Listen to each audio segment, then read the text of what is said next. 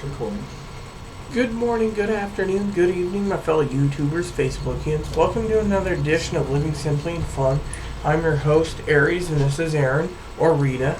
I want to say I'm sorry we're using his computer. Mine, I'm going to try to get a high-definition video cam microphone so it can actually work again in the office and outside. But in the meantime, we will be using his for maybe a week or two, or in between when we do videos. Today, just so you can understand, so some of you people out there, we're smoking the A-Turret Classic. Yes. However, Classico. We will not be, quote, unquote, be doing this video review today. We're just smoking. We've got to take our notes on it still. Yes. Got a nice little draft in here. Anyways, I do hope that you can hear her, as I know that the audio may not be coming very well. The system's sitting a good 3 feet away from us, and we are outdoors. That is why we can do these until our management says that we can't smoke on our balcony because of complaints. We've been told that we may smoke on the balcony, so hopefully that's okay with some people. Anyways, we are going to be reviewing first. We could move the camera forward. No, I want both of us in the picture. Oh. We're going to be reviewing the Montecristo Epic, which is, this is a special part of the label. Otherwise, you get the basic Montecristo label. And a basic plastic tube. Now, since we smoked two of these, I made a joke with Rita. There is the old, Einstein's theory of relativity, E equals mc squared. MC standing for Montecristo, E standing for Epic, and since me and Rita both had one, that's squared.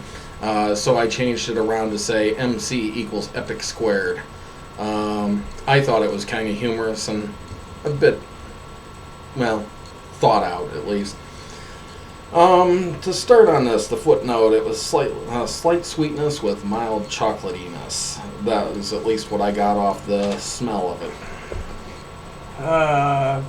For the smell, I agree with the chocolateness. I would call it light sweetness. I also got earth, hay, and alfalfa.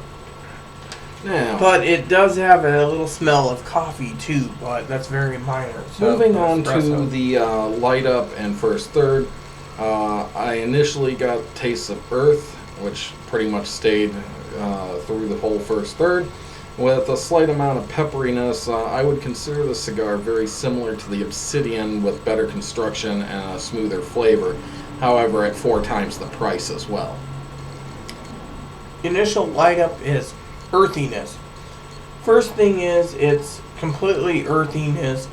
It has light pepper, hay, alfalfa, and cedar. However, I'm going to say this. There's a cigar reviewer online who said the Montecristo Epic was a pepper bomb. Yes, I would not say it was a pepper bomb. It was peppery. It was not a bomb. Pepper bomb would be very close to the Obsidian, the black Obsidian. I do have to... Which was highly peppery from the very beginning, but as I said, this was very similar too, so I guess somebody could call it a pepper bomb.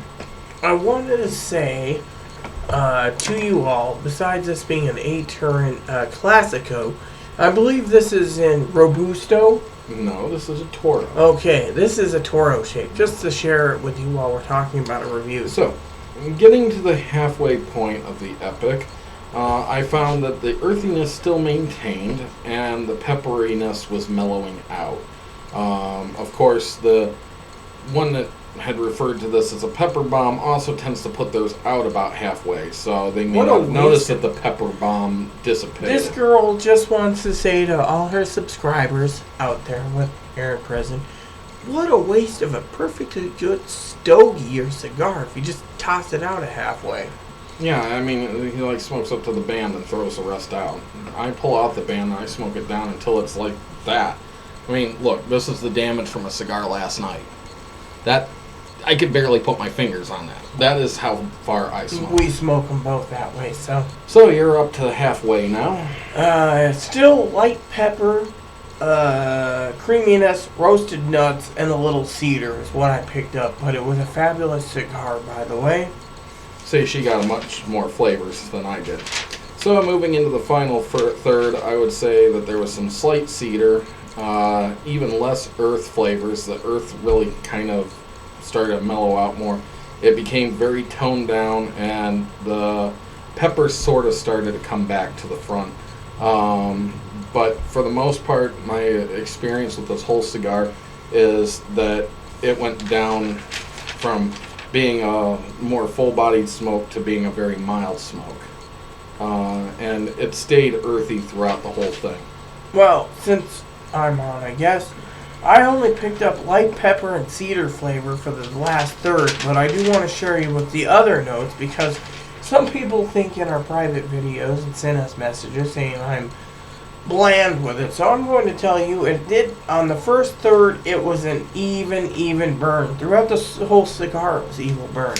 It was, the first initial was mild amounts of smoke, then 2/3 and 3/3, it got a lot of smoke.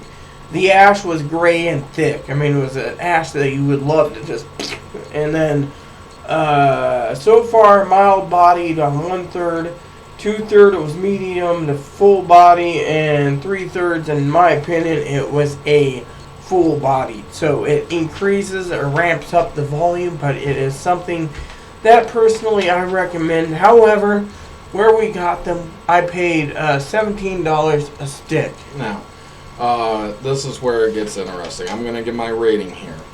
I give it a 92. However, for a one-time thing, I would say go ahead and spend the money for it. It's well worth it. You're not going to be, terribly upset unless you dislike pepper. If you dislike pepper, stay away from it. It is a full-bodied cigar, but it does get milder as it goes. Would I buy it again? No, because at the price range, there are other cigars I can enjoy for a quarter of the price, an eighth of the price. No, I wouldn't, but was it worth the money? Yes, it was. That's at least how I'll put it. So, I give it a 92 overall. I have to agree, overall 92, but if it's one of those one-time purchase price things, then I highly recommend you splurge and you spend the money, and I give it a 96. But if it's just like an everyday smoke, it'd be a 92. And for me, it does lose quite a bit on the price point. The price point's absurd. We paid $19 for this because the guy who was selling them is ripping people off. I do want to say I think they go for on average $14 a stick, but it's only a box of 10. Yes, but we ended up paying $19 a stick. 17 plus tax, so you're about right. Yeah, I knew I was about right. So, anyways, I guess maybe he's got to make some profit and then the state taxes and all that, but it just seemed absurd. And I can't possibly fathom paying that type of money again. I do recommend it, though, if you want to try one once and you're going to splurge. As I said in another video, and I keep saying, is the point of our videos is this worth your money? Or if you can't afford it exactly and you're going to splurge for one cigar, is this worth your time? Yes, this one is. And that oftentimes affects my ratings. Particularly when somebody said, well... Epic! This is actually because somebody said, how could you say that the Banker is pretty much a crappy cigar? It's because it's not worth the money. For $10, there are literally hundreds of cigars that I have had that are 1/10 the price, that are just as good or better than the Banker, which had almost no flavor to me. If I wanted something so mild, there are many other cigars I could go with. So, my reasoning on the Banker, why I didn't like it, was because, well, it just was not worth the money to somebody who can barely afford them. It was a waste of money.